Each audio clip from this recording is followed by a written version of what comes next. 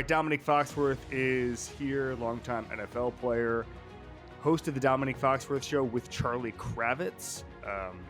He doesn't have a with. What do you mean? I just made it with. I was actually about to promote him to the Domonique Foxworth and Charlie Kravitz show. It's technically with Charlie Kravitz, but he has not earned a with. What do you think? He's on Stugat's level? No. Well, that was what I was trying to get at. He's there. He's in the seat. He doesn't miss an episode. How is this not with Charlie Kravitz? Because it's not with Charlie Kravitz. Honestly, it's like you got to name the show what's going to get people to show up. And I don't know. I feel like people are like, oh, Domonique Foxworth show. Yeah, with Charlie Kravitz. So we sneak Charlie in on him. Yeah. And then they're happy to see him. I will agree with you on that part because my name is nowhere to be found on this show. It's called This Is Football because we need people like football. And then they'll see the title and be like, oh, that's football. And then they'll see me and they'll go, oh. But they're already in. They're already in because it's football. With Kevin Clark. You do have a with, though. I don't know. I don't think I have a with. I think football is the main attraction here. No, football's the star of the show, obviously. It's This Is Football with Kevin Clark. So, yeah, I think your with lifts up, though. I think you have a bolstering with. It's not a drag down with. It's an empowering with. The most embarrassing thing in the world is my dad made a T-shirt of this show's logo and gave it to my son for Christmas. Oh. And it's very cute. Having said that, I imagine ESPN and Omaha's lawyers are flying down to Orlando as we speak. No, he made a coffee cup too for my wife. He's really into the show.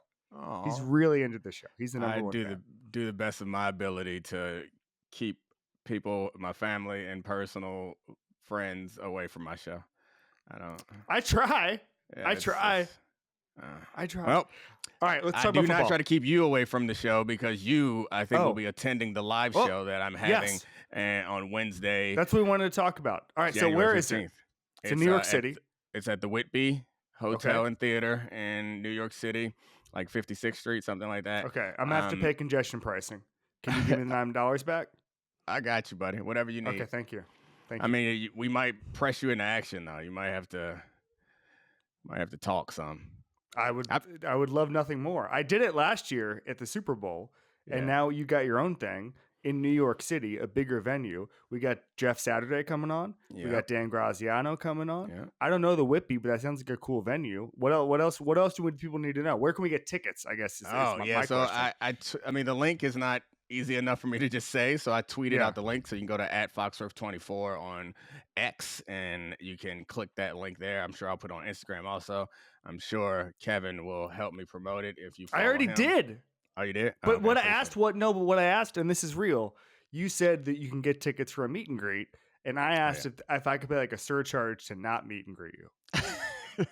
You pay directly to me, and you don't have to meet me or greet me. But we do have some good guests. Greeny's going to be there. Bomani Jones is going to show up, and you are coming too. But I'm coming. We're not advertising that. Jason Goff's going to be there. I like Jason Goff. I like Jason all those Goff. guys. Yeah, I've never met him. Bomani. I've never met Bomani. This is why I'm going. We'll see. Well, you're not coming to the meet and greet. So I'm going to the meet and greet with Bomani. I'm paying a surcharge to meet and greet Bomani and not you. Yeah, I don't think Bomani's going to be at the meet and greet. Maybe he will be. I don't know. He's a New York guy, so he is a New York guy. He's going to pop up. I'm a suburban New York guy. This is going to be a little drive-in for me. I'm excited. I don't know. I'm not from New York, but I feel like when you're not from Manhattan, you can't say New York. I feel like you have to say where you live. I live in the state of New York. I know. I understand that literally. I'm not going to say I'm a city guy. No, I'm just saying. Don't get all defensive. Relax. No, I'm just saying there's an address here and it says New York. Chill out, Dan Campbell. It's not that intense, man. It is 1st and 10 on the show. It is not 4th and 2. Relax. I was just saying that generally, when you tell somebody where, hey, I live in New York, we assume Manhattan. Most people who don't live in New York, so I kind of feel like I don't know where you. What's the? Oh, maybe you don't want to tell a town because we don't want all your super fans. I live in Westchester County. Exactly. So when I ask you where you're from, Westchester. You're Westchester Easy. guy. I do say that most of the time, unless it's someone from another country. Yeah, I get that. Like if someone who was Dutch was like, "Where do you live?" I'm not going to be like Westchester County. Yeah. I mean, there's probably plenty of places in Europe called Westchester. They'd be really confused. Yeah, and there's in Westchester in LA too, which is confuses some people on the West Coast. Yeah, you got to say New York then. Yeah, see, you don't live in DC? You don't live in DC? Rodgers. Do you live in DC? I do live in DC. Okay. Technically. Technically. Okay. All right. I mean, I ain't out here like I'll be repping hoods that I'm not from like you. I do not believe in that sort of tomfoolery. I live in the District of Columbia. I'm from downtown Orlando, Florida, which there you go. very That's few your people hood. are. I rep that. No, I rep that a lot. I shouldn't say this. So there's a titan of our industry who I met, and I met his wife, and he said to his wife, he's from Orlando. Oh. And the wife said, "That's not a place people are from." And I just kind of stared straight ahead. Yeah, well, here I am. I know one of my closest friends is from Orlando. And yeah, so I know 2 people from Orlando. There you go. Nice. You should do a live show in Orlando. Nah, I'm good. I know 3. Mickey Mouse is from Orlando. Mickey Mouse is from Orlando. I'm going to Disney next month. Are you? Already? Yeah. It's a little soon, isn't it? Well, so we go to Orlando anyway, and then... your family, yeah. Good and I would say that there are certain perks that we get that would allow it to be low pressure to take a 2-year-old to Disney. Yeah. Awesome. Sounds good. Burn a day in Orlando. God bless Disney. God bless Disney. The Disney Corporation. God has all right. blessed Disney. So we have a lot of football to get to. I want to start here. Anything surprise you about the retention here? I think Balky, like at one point you'd say, okay, of course Balky's going to go, but then Balky survives everything. He gets to hire his 3rd coach or be a part of his 3rd regime in Jacksonville. He survived everything in San Francisco. He clearly, like, from what I understand, and you probably have seen this before, from what I understand, he like keeps the owner in the loop on everything, which is not a thing GMs or coaches like to do. And so it seems maybe like ownership feels like they have a lot of power and they like that, and then Trent Baalke gets to keep his job forever. That's just something that I've heard before. But is there anything that sticks out to you? Giants, maybe obviously running it back, which I think is preferable to firing one and not the other. I don't know. Take wherever you want to take it. Yeah, I mean, I think the only one is the Mayo one that's slightly surprising, but is also justifiable. I mean, I think the rest of them are kind of expected. Like, you're not going to move on from Zach Taylor, especially if you're the Bengals. Like, they're not action oriented, kind of ambitious. Like, if Marvin Lewis was there as long as he was, like, I think that you can, and I was a defender of Marvin Lewis given the circumstances that were there, but there's no reason I would expect them to move on from there. They haven't made any decisions on Antonio Pierce yet, which is another one that I think could be interesting, but the rest of them feel like chalk. And I mean, you can only cape up so many times and for so many people, and I'll be happy to do it for a case worth fighting to me. And the Jerod Mayo one is a hard one to fight. I think 1 year is obviously not enough, but I would say of the job of head coach, and there's a bunch of different ways to be an NFL head coach. You can split up the responsibilities in a number of different ways, but there's one responsibility that you cannot delegate. Like, you could be John Harbaugh and be a special teams coordinator who does not directly coordinate the offense or the defense or the special teams for that matter. Yeah. Or Mike Tomlin falls more on the defensive side. Like, you can be a bunch of different you can play a bunch of different roles, but there's one thing that you can't delegate, and I think it's the spokesperson role as the team, and I think it has a huge impact on the way your organization is viewed, and I think it has probably underappreciated impact on the locker room, and that's the one job that you can get better at, but that was the very head coachy kind of job, and Jerod Mayo was very bad at it from start to finish. This year, he was very bad at it, and as much as we got annoyed by Bill Belichick saying as little as possible, as I get older, I recognize how valuable a strategy that is. Where it's like, it's not going to be perfect, but your message is it's hard to like blow Yeah. the message if you aren't making a message. And then you can go back into your locker room and talk about whatever you want to talk about the way that you want to talk about it. But if you're consistently mum, the problem is if you try to be outspoken, you try to be cute, it's a thinner line. I think it's a higher reward. So like I already mentioned Dan Campbell, but he's an example of someone who I think even with that opening press conference about biting kneecaps that we all kind of laughed at, but he's been kind of consistent with his public image. Harbaugh is another one where I remember he was talking about, we know that he's analytically inclined, but he's still like, I just asked Lamar what do you want to do. These are like thoughtful, tiny little things that I think impact the culture. And then like the king of the press conference to me is Mike Tomlin. Like Mike Tomlin when I was younger, I would have said that this stuff is stupid and it doesn't matter. But the older I get, the more I feel like I understand how important saying things in a catchy and tight little way communicates your message. Well, there's a couple things on that. Number one is that I actually think that interviews and press conferences, again, I'm with you. The older I get, the more it makes sense to me that those things translate, because if you can translate in really simple terms football and messages and all that stuff to me when I'm asking you on August 3rd, you can probably do it to the 23-year-old. And like, I've thought about that now. Like the thing, I remember Russillo a couple years ago asked me if there was any coach I was ever like, ugh, I don't know about this one. And the answer was Freddie Kitchens, because I had a great talk with a couple players, a couple front office people. I think John Dorsey was the GM there. And we're all talking about, ball and, hey, we're doing this because this. Then I go and I talk to Freddie. Freddie's got nothing for me. And he wasn't being a jerk. It was that he hadn't thought about a lot of this stuff. And I can't sit here and be like, well, it wasn't like he was, again, he wasn't being mum. It was that he had not thought about the things that we were talking about and that John Dorsey was thinking about and and Baker was talking about and Odell was talking about. And like, so it's like, oh, okay, the head guy has not put much thought into this. And like, I kind of get, and Andy Reid said something in an NFL Films interview I think about all the time. He said, the only way to get through to players is imagine a note card. And if what you're conveying to players cannot fit on that note card, it's worthless.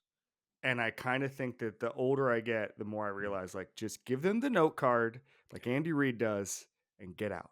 Yeah. I mean, I think it works for Andy Reid to say that about players because he's a coach, but I think generally that is good advice for anybody who's talking about anything to anyone. Is like, yeah, you have to, and it's like it's headline writing essentially.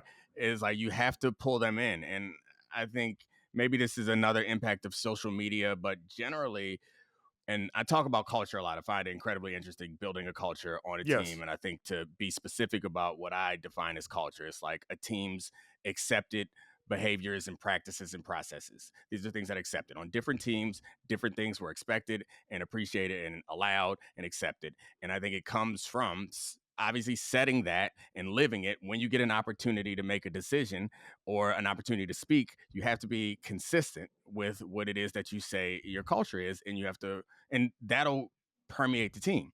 And the reason why the public speaking portion of it matters, in my view, is because the media has more influence, I think, than anybody wants to admit on the soup that the team lives in, like the broth around them. And I think it affects the atmosphere. That's probably a better analogy. I started losing you. I was getting off the note card. My bad. Get back to the note card. Andy Reid me. Andy Reid me. The atmosphere around you, like the temperature around you, impacts the culture. And it's not, if it's 98 degrees outside, it doesn't mean that you're going to feel like it's 100, but it's going to feel different than if it's 88 degrees outside. And I think that you can have, with your messages, you can have a slight impact on the environment and the culture. And so when you get up and go to work in the morning, or if you're making a decision to skip out on partying or watch an extra thing of film or share whatever you learned from watching film with your teammates or your coaches, like when you are faced with these like culture defining tiny little decisions, I think if you're like, I'm on a team where this matters, then you do it. And if you're getting the feeling that like, hey, they said I was going to start, but then they benched me, that hurts. Hey, the coach said the offensive coordinator blew this. Like that hurts. They said we're starting Jacoby Brissett only in order to protect our quarterback. Like that. Like if you don't care about the quarterback, you don't care about me. And so like it's hard for me to defend Jerod Mayo in this circumstance. Way to land that plane, by the way, because you started out with Mayo 5 minutes ago, and then you got right there. You got right there. The landing gear was down. Bam. I'll say this.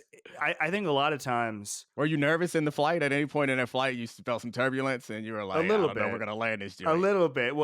I'll tell you something. The flight attendants canceled their service right at the end because they were like, I don't know. They sat down early? Yeah, they sat down early. I took that as a bad sign. It was such a rough flight that you clapped when we landed. You did clap when we landed. You know what the best is from pilots? It's when there's a really rough flight and they get out of it. Obviously, they get out of it, but then they land and smooth. And then the pilot stands up front and it's just like, yeah, I did that. At least he's got a little bit of he's got like it's a little different. I know pilots oftentimes stand up front, but he's got a little bit of like a mean mug. Like he's standing like Ashton Ginty being like, what's up? What's up? You know, I did this. I mean, I don't want to be a pilot hater, but like, man. It's your job, bro. Everybody, there hasn't been an American crash in like since like 2009 or something. All right. Yeah. I got you. You do a great job, but statistically, you were going to get us here. You know what I like to say that's kind of funny sometimes is if you give me like a week and a couple of good books, I could be like a manager for a baseball team because the decisions are so like straightforward and obvious, but not for football. I wonder how much time I would need. I think I could figure out how to fly a plane without getting into this. Is that stereotypical male arrogance right here. Peaking like I think I could beat up a grizzly bear, that type of yeah. Okay. It is. I'm going to let you go with that. Hey, I'm going to ask you a question. I asked Justin Pugh this on the radio yesterday when we were on break because I really don't know the answer. I was watching a guy get a stinger or something. Like, how often when you're playing an NFL game do you actually get hurt? Like, actually, like, damn, like that. And he said it was about once a quarter where it's off a helmet or your fingers get bent the wrong way. Like, how often on an NFL field were you like, damn it, like that just it in the same way like dropping a suitcase on your foot hurts? Yeah, I mean it's always, but it's always. I mean, like every time you have a contact on a football field. I think once a quarter is probably a fair way to put it because you go several times and sometimes you have hits that don't hurt. But the thing about football pain is, and it's probably about your mindset, I guess, is once you're sure that it's not serious, you're just like, all right, I gotta wait it out. Like nothing really hurts that much. It's like, all right, got a stinger. And you're just more annoyed than anything. Yeah. And like you smash your fingers in between face masks or something. Yeah. And like once you see that none of them are going the wrong way, you flex it a couple of times, you shake it. You're just like kind of more pissed than hurt. You know, like you roll your ankle really bad and you get up and you're like, hold on, is this just like a little one? And you drag a little jog and it still hurts like hell, but you're like it. Oh no, this just give me a couple reps, give me a couple plays, and I'll be back. That's the ones that really hurt is when like you separate your shoulder and you realize that it's not just like a ding. And you start rotating it and it bites at the top. That hurts. Or honestly, ACL didn't hurt at all, but it was infuriating because I guess you don't have any blood or nerves or anything on the ligaments. So. I didn't know if you were saying anything like me. I was like, are you talking about me personally? Like, what do you have medical records? Nah, HIPAA. Remember when we cared about HIPAA for like a week? I love when things are not HIPAA and everybody's like, well, that's a HIPAA violation. Yeah, that's like, no, that's not really what HIPAA is. Hey, last thing on the media thing before we get to the playoffs is that one of the ways you can calm the media is by being honest with people and giving them a runway. So like the thing I always think about is if you guys remember the big three in Miami, there was always these, are they getting along, blah, blah, blah. And Spoelstra was on outwardly. Every time they'd lose 3 in a row, people would be like, man, Spoelstra. Like, when's he going to go? When's LeBron going to bring his people? And I think it was Dan Lepetard broke the story that like Pat Riley told Spoelstra, like, nothing can get you fired. Nothing. Like, you are the coach. And so then there's all these like, oh, LeBron wasn't looking at Spoelstra in the huddle. And so outwardly, there's this huge, body language, the body language expert, right? Ever. And it's like, well, Eric Spoelstra has the job. And so the media doesn't matter. And it's like, I think about that kind of thing where it's like you have kneecapped the media's ability to have an impact on your locker room. And I think that kind of thing can be important. Yeah. And I think that it has to be authentic and it has to be credible. It has to be real too. You can't just be like, you're safe and then you're not. And the safe. credibility comes from Pat Riley. Yes. And like I heard the stories of LeBron going to him and asking him to come down and coach. He's like, no. And Pat Riley has a track record of credibility. I think the authenticity and honesty is like, I want to be clear that I don't think it's about transparency, but it is about honesty. And one of the mistakes that I think many of us make when we get put in leadership roles, and I've made it when I was in leadership role, is you think that what people want is a strong, know-it-all alpha. Yeah. And they don't, unless that's who you are. You know, like if you walk in, so like when Bill Belichick shows up at UNC, he can be that and guys will buy into it. But just about everyone else, like I got a job at the MBPA when I was like 32. And I thought like that was one of the things that I regretted was like, I thought that no matter how much time I spent and how prepared I was and how right or wrong my results were, the most important thing was to get to a plan as a group and not have one delivered to them because I didn't have the credibility to deliver it. Whether it was right or wrong, it didn't matter. Like I was out of business school. I played in NFL. Like I hadn't like done a tremendous amount of stuff, but I thought that if my ideas were well supported and well thought out, that was enough, but it wasn't. It's interesting because I think Chris Long had Michael Bennett on a couple years ago, and they talked about Belichick, and that every coach who's new thinks they can rule through fear because they think Belichick is ruling through fear. What Belichick actually rules through is expectations, and the fear is just internal because you want to meet those expectations. But it's just, hey, we have a clear standard, meet the standard, and if you don't meet the standard, you're gone. That's not fear. That's not Urban Meyer kicking the kicker. That's Bill Belichick just saying, this is the way things are done, and if you don't want to do it, you can go play somewhere else. So that's that. And that goes to the Brady. I know you want to move on, but I don't. It goes to the way that you better have a lot of time. It goes to the way that Brady was coached too, and like the Tim Duncan stories that you hear is. I've been on teams where not everyone was treated the same. And then when you say like, I have these expectations, it's like it's deleterious to the culture when the expectations are consistent, because then a guy is like rolls his eyes at you, even if the player in front of him is better. But I think all that stuff is connected and the culture has to change and the leader has to change with the times. And I think back to Jerod Mayo, I think he should coach. Wow, look at you standing at the cabin door. I just know that you liked it, so I did it again. That's one thing I do know is if they like it, give it to them more. If you get the reaction you want, you get a little tickle, they get a little giggle. That's why your live show is going to be unbelievable. Hey, you hear a little sound, you get a little pop, bring it back. So let's go through this. We're going to do how each team can win the Super Bowl. We're going to be quick on some of them. We're going to be deep on others. I want to start because the thing I don't want to do is like do a bunch of topics on the 7 seed and then not talk about the 1 seed. So I'm going to go 1 through 7. I want to start here with the Detroit Lions because I'm not sure I've ever seen a better coaching job in the micro. Like they're losing Terry and Arnold in the moment, but then they had double-digit guys on IR. They've lost both the top pass rushers, including the best pass rusher in the league, and nothing seems to matter. Now, their defense has dipped a little bit since week 12 or so, but to go out and to dominate in the red zone situational football, the Minnesota Vikings last night, Aaron Glenn, unbelievable. And you heard the thing from Chris Collinsworth where he knew that play might not work, but Dan Campbell was going to support Aaron Glenn no matter what. It's kind of like what we were talking about. So explain this to me. Explain how the Lions are doing this and explain how they win the Super Bowl.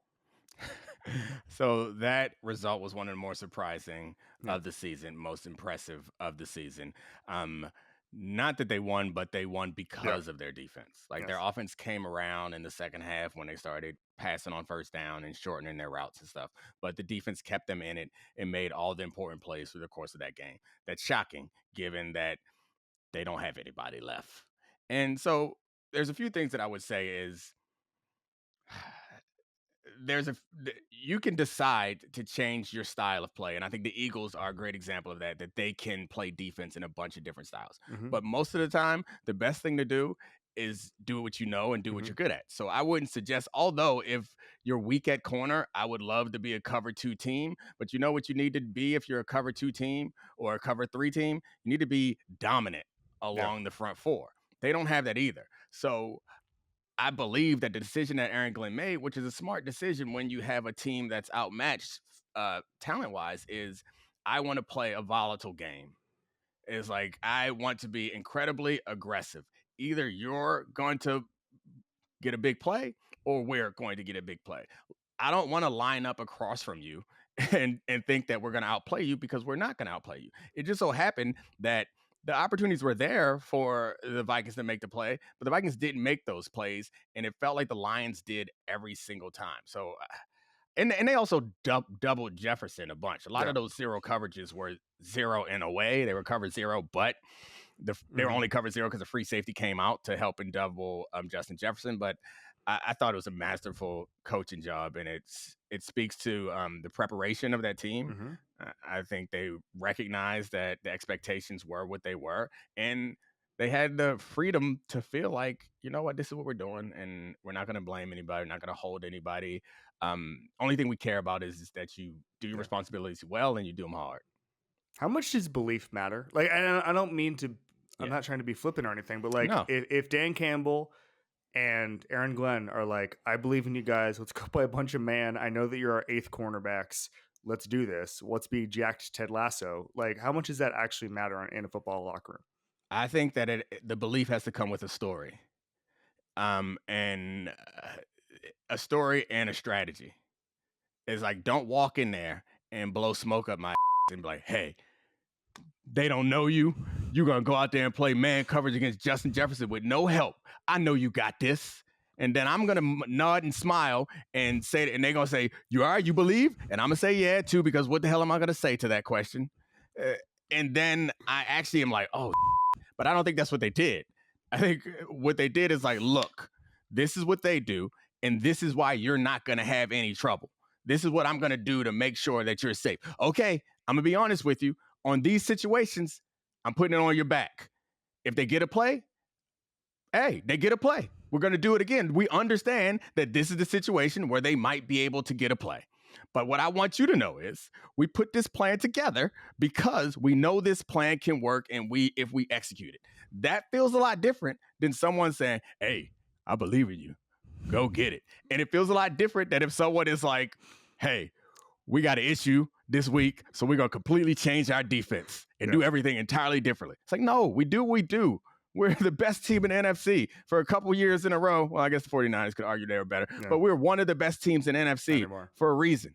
And that's when you can use all that outside noise to your advantage. I know for a fact, I've seen these videos and I've been in these videos where before the week of practice, they cut up some tape of what people are saying about you. They put some tweets on the wall and they're like, hey, they don't know us. This is what they're saying about us, but they don't know us. Now let's work. Let's do the extra work that needs to be done to prove the point. And so, I just got myself fired up. I want to hit somebody. And that's why Jerod Mayo is the coach of your team. Hey, all right, let's quickly do the Chiefs. I mean, I don't even know. They're like take proof. Like they win the Super Bowl. How? Like the simple, Mahomes just hits Kelsey on a 12-yard crossing route with 2 minutes to go in the Super Bowl. You can't see, the thing is, you can't name Kelsey's routes anymore. He doesn't route. He doesn't do it. He doesn't. He just goes out there and literally they're just like, whatever. Like that Mitchell Schwartz was on last week, and he was saying like there'll be times where they just change the play without communication because they're like, we see the game the same way. Let's go win the Super Bowl. That's hard to stop. What's really hard to stop is, so like you'll design even in game. So think about this. In the course of a week of preparation, you're preparing to stop a bunch of different things, and you recognize that they are going to adjust in game. So you think, all right, they figured us out this series, so I'm going to switch to that for the next series. That's fine. Even if you are thinking, that's awesome. And most teams can't do that play to play or series to series. Honestly, teams can't do that in the course of a game. It's really hard to do. But they are doing that in the course of a play.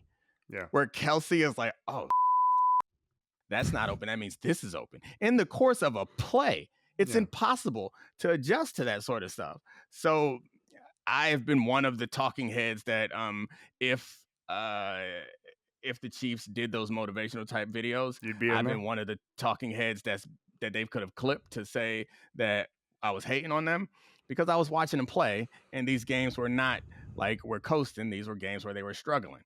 But I'd say the last 3 weeks or so, it's been a different team. And you could say for moving Tooney out to tackle, there's a huge impact. And I think Hollywood coming down and allowing everyone else to be in their rightful role as a receiver.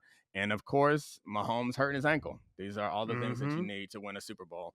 And so I would have said that they were lower on my list. Like I would put them behind the Ravens and the Bills a couple weeks ago. I don't feel as confident as I did then because of the way they're playing now. All right, let's go through those AFC teams real quick then. The Ravens win the Super Bowl if what? Who? The Ravens? The Baltimore Ravens? I thought you said New England for whatever reason. I'm sorry. That'd be weird. Wouldn't it? You got Jerod Mayo on the brain. You're locked in. You wanted to do another Mayo. You had one more point to make about Jerod Mayo. One more Mayo. The Ravens, the Baltimore Ravens win the Super Bowl how? If they play like the Baltimore Ravens, I think they're the best team in the AFC. Their quarterback is the best quarterback right now in the way that he's playing. His ability to change plays in the course of the game is kind of new to the Lamar Jackson experience, and I think that helps because and it also feels like there is no right way to play against the Ravens anymore. There used to be like you blitz them, you take away the run. It feels like there's no right way to play against the Ravens, and they're at this point offensively with a quarterback and a running back who are playing at a special level. Obviously, the Flowers injury hurts, but they have the tools to beat anybody offensively, and their defense has been much better recently. So I think that they're the best team in the AFC. The first round bye is huge for the Chiefs, but I think the Ravens is a boring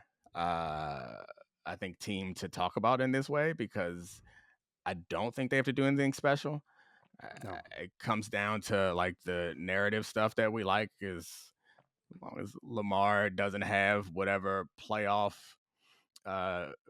allergens that people say he does, as long as he doesn't actually exist, because I don't believe in that stuff, then I think that the Ravens win the Super Bowl or at least get to it.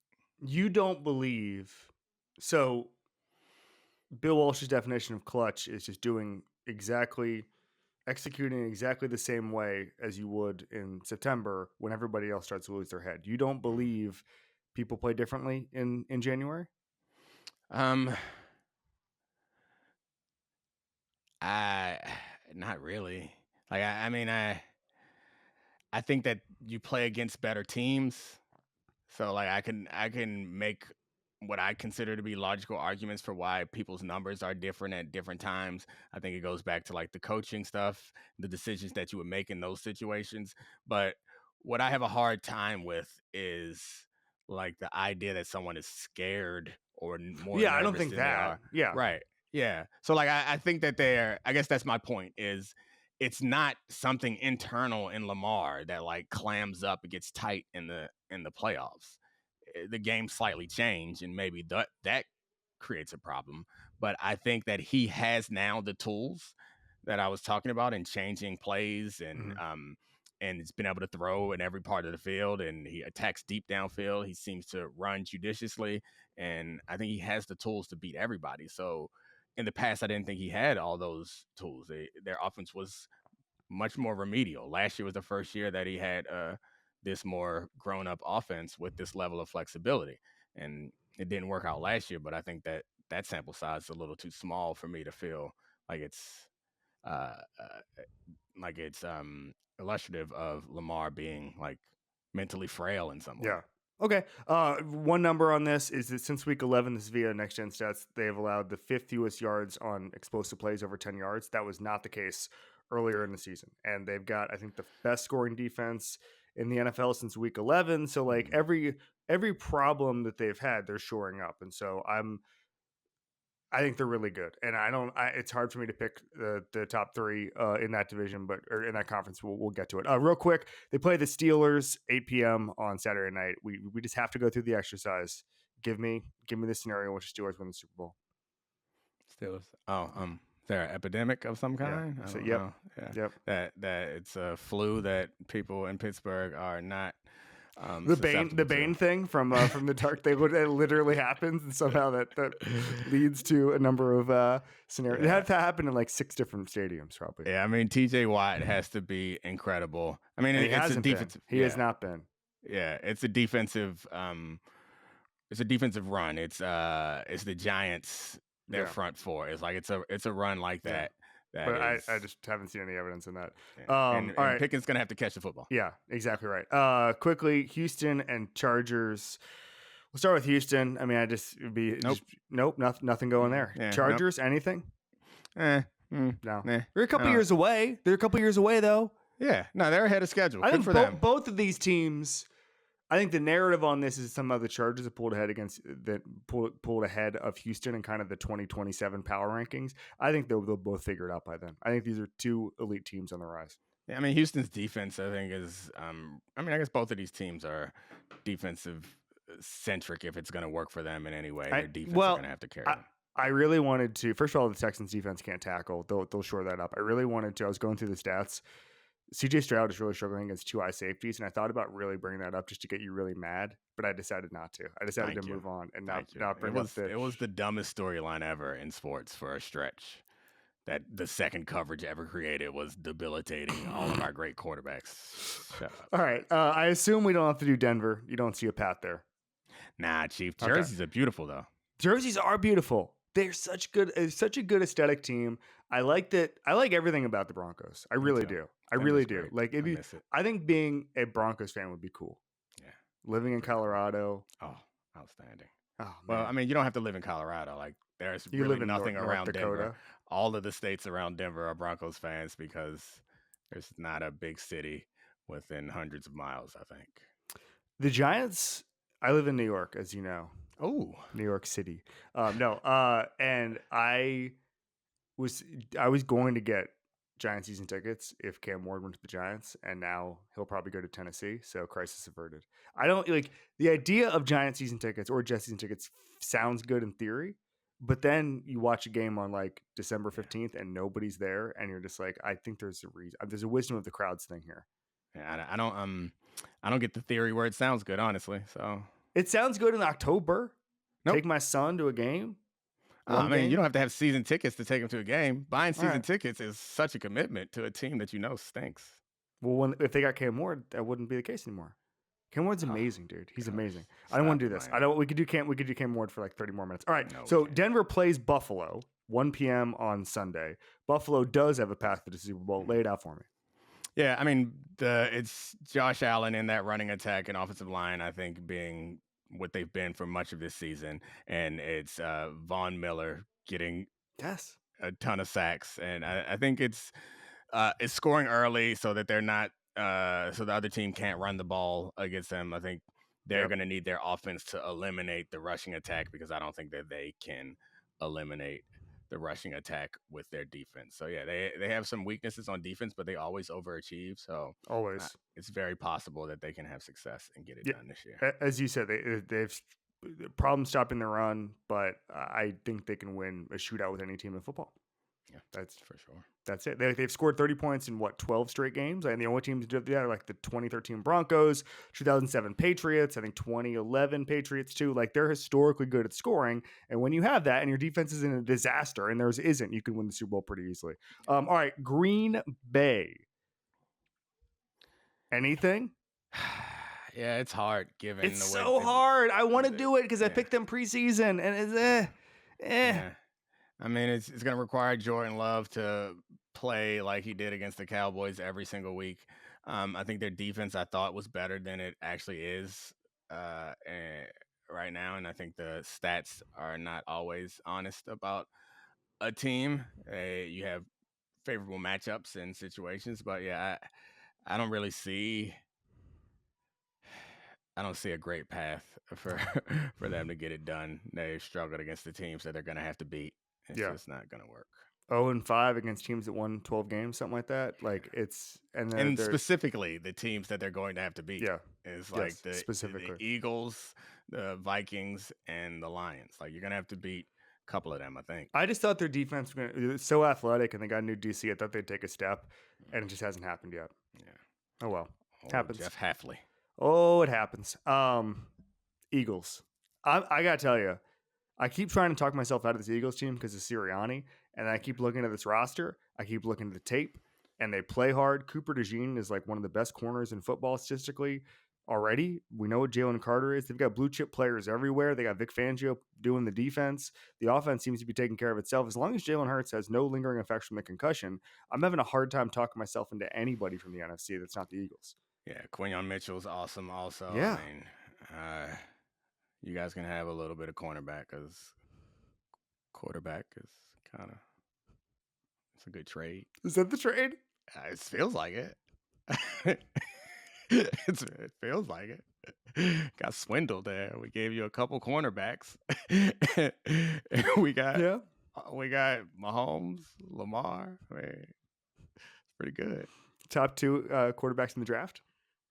Yeah. Yep. Mm-hmm. Yep. Well, we got Cooper DeJean. He's awesome. And Riley Moss.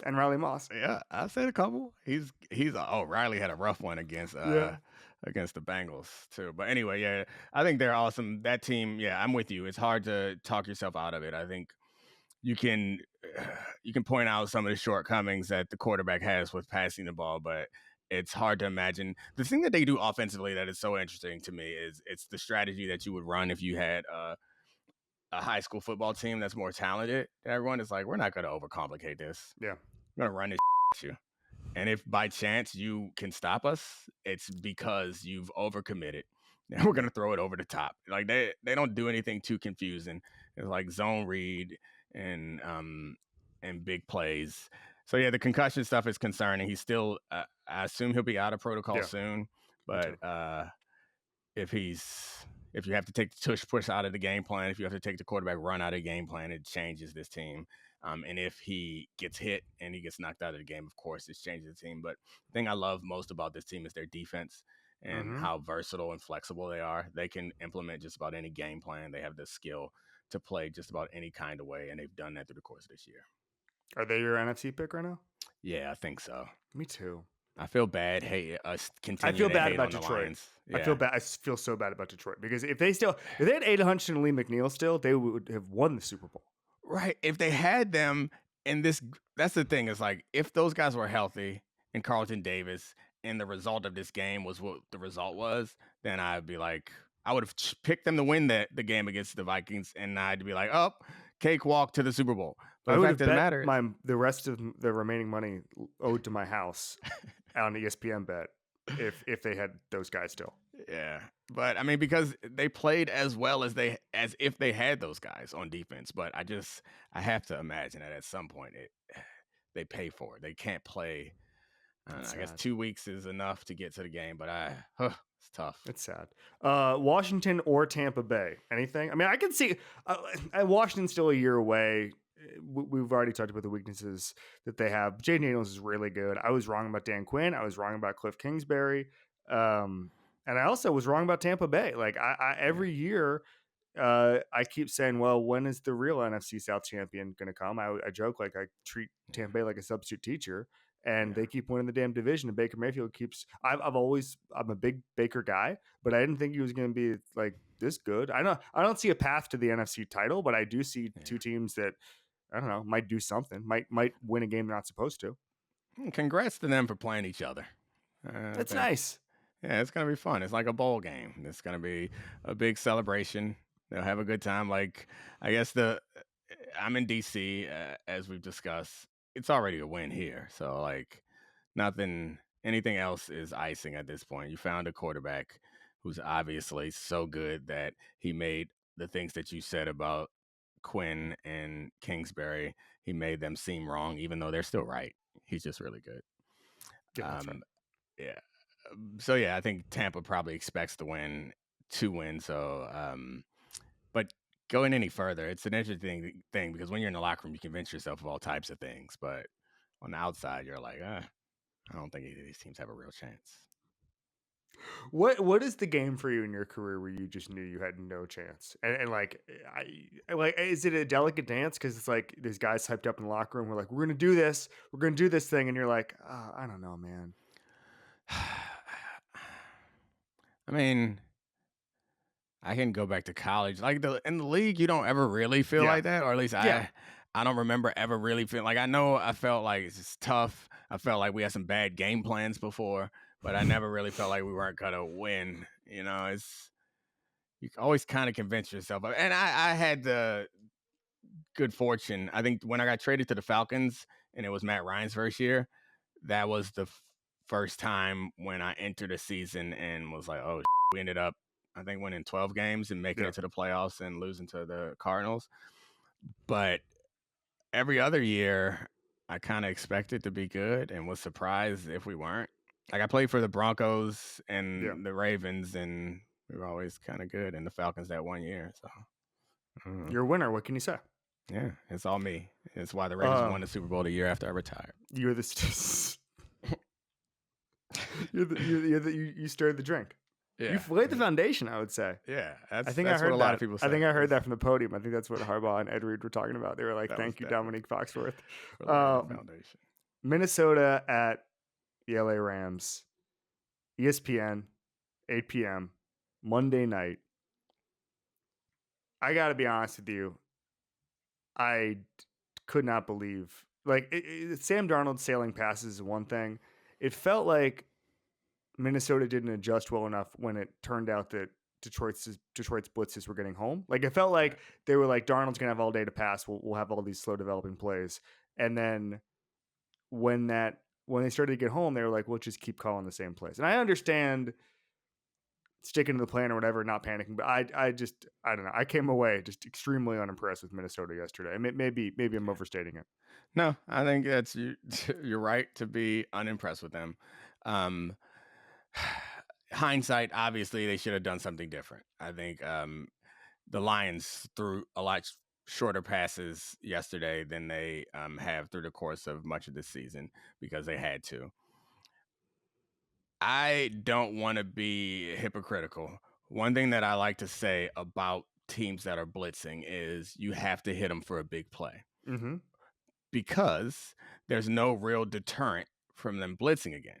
So if I blitz you and the result is you gain 6 yards, it's fine. I'll keep blitzing because you can keep getting 6 yards, but one of these times I'm going to tip a ball, I'm going to hit your quarterback, we're going to create a real big play. But if I blitz you and you hit me for 40, hit me for 30, hit me for 25, then I'm like, all right, we got to do something different. This is no way to live.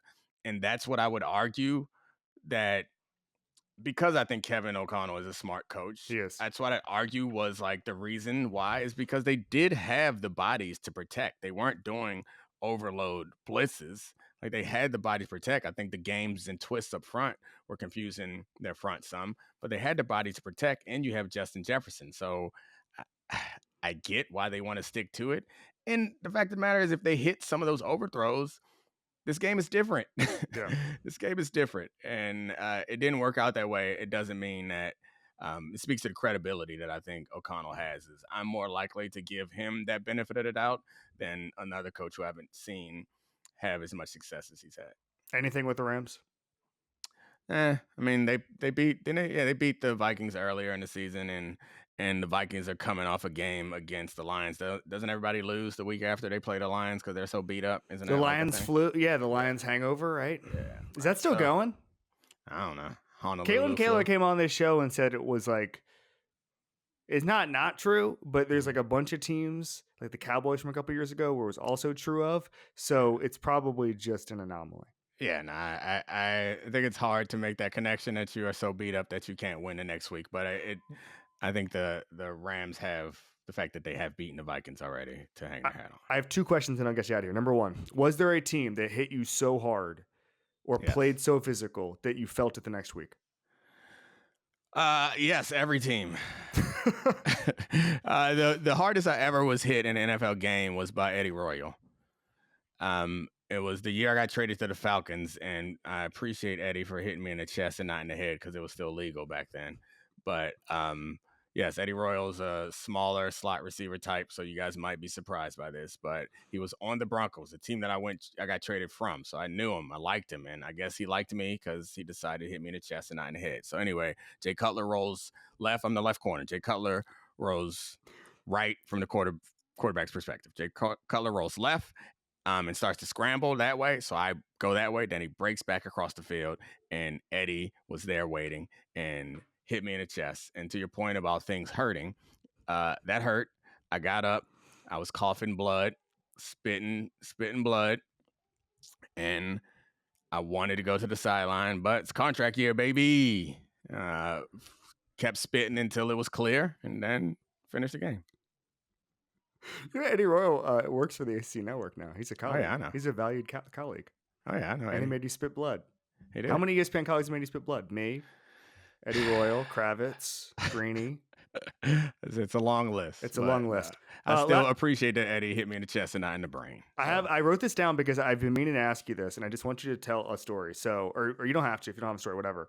But last year, I asked you how often, after the Connor Stallions thing, how often you knew what the offense was going to do via hand signals, via whatever, and how often that mattered. And you gave an answer, and it was pretty interesting. And it's more common than you think, but it's certainly never like 80% of a game.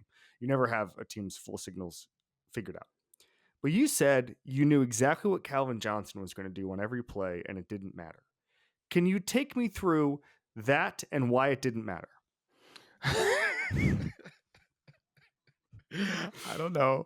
You just want me to embarrass myself? Like it's not hard. Yeah. It's not hard to take you through. It was college actually, Yes. where he was a freshman at Georgia Tech, and I was junior or senior, but I was like good, whatever. He can't be that good. And I remember quite clearly that, thank the Lord that Reggie Ball, I think, was the quarterback. Because it would have been a longer day. And so when you throw the ball at a guy who's 6'5", I'm sure you've seen the pictures of Calvin Johnson next to DK Metcalf. Yeah. And you're like, oh, that's different. You're 6'5", you run 4'3", and you're ripped. It's really hard to find an advantage for someone who's 5'11", 175. And, I mean, not ripped. I could run with him. I could jump the same height as him, but he's starting at the same point so he can reach higher. So that is a real challenging thing. So you need to rush to get home. I'm going to need to rush to get home. I'm going to need some help bringing this bastard down. The first play, he ran a deep dig, and great coverage. Yeah, great, terrific. Squatted on it, great coverage. Reggie Ball throws it high, and I jump, and Calvin jumps, and he keeps going. And then I grab him as we're in the air, and we all come back down, and he falls on my chest, his full body weight on my chest. So not only did he get the catch, but I was also had the wind knocked out of me and was embarrassed because he asked me in the chest. And so I got up and lined up again. I was like, oh, it's going to be a long day. It's going to be a long day. Although did I have 2 picks? I had 1 pick maybe. We played him in Baltimore, and he was thank the Lord that he went to the Lions. Whew. Thank the Lord. Yeah. I played against him a couple of times. He never embarrassed me like that in the league, but it's probably because he was playing for the Lions. It probably was. Domonique Foxworth. Foxworth. I thought you was my friend. I've had Calvin on the show. You're supposed to give me some confidence. I would go to Calvin's live show if he invited me. I'd be like, all right, that would be great. He's too smart for sports media. He's doing something else more interesting. That is true. Domonique Foxworth, get tickets to his live show in Manhattan. It is next Wednesday. All sorts of friends, guests will be there. It's going to be awesome. Thank you so much, buddy. No problem. I tweeted out the link, so check it out. Check it out. We'll also put it on the ESPN2 banner. No, we won't. Yes, we will. We won't put the ticket link. We'll put the We'll put the thing on there. We can do whatever we want. I'm going to have a microphone. I'm just going to make fun of you relentlessly without you having a microphone. Yeah, because I'm not. And then when I get a microphone, I'm asking for Calvin Johnson stories. All right, buddy.